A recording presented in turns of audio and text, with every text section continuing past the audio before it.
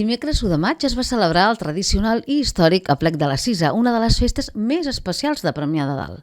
Al llarg de tota la jornada, al voltant del santuari, es van organitzar diverses activitats i propostes per tots els gustos i edats, concentrades bàsicament a la bassa, per al públic més infantil, i a l'esplanada de la Font.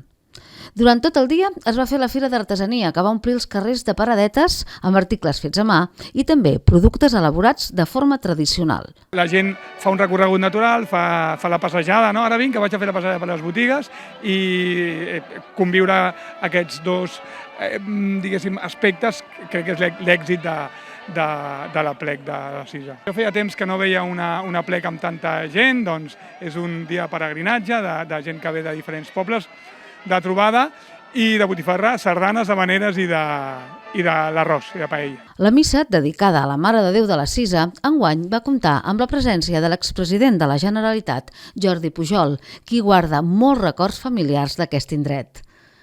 En acabar l'ofici es va fer el Ball dels Goigs amb els nostres gegants, l'Altamir i la Bona Dona, i la benedicció de les ofrenes de llum, flors i sabre.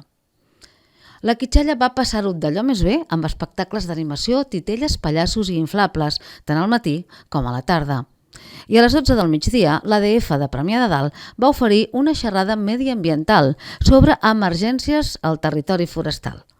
Doncs estem aquí, com no podia ser d'una altra manera. Un dia de la Cisa és un dia molt lligat a muntanya, i a la muntanya, doncs nosaltres tenim que fer acte de presència. Fem servir per aprofitar per fer una miqueta de divulgació i arribar a tots els públics, als més grans i als més petits.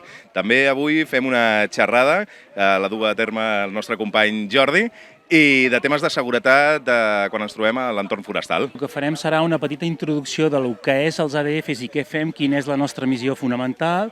Després explicarem què hem de fer en el cas de veure una columna de foc o de fum o alguna cosa anòmala en el bosc, què és el que hauríem de fer.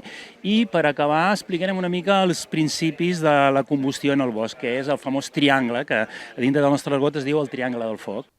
Les sardanes, a càrrec de la Cobla Xaloc, la tradicional paella popular cuinada pels cuiners de la terra i el bingo de l'Aplec a l'hora de la sobretaula, van ser altres activitats molt participades.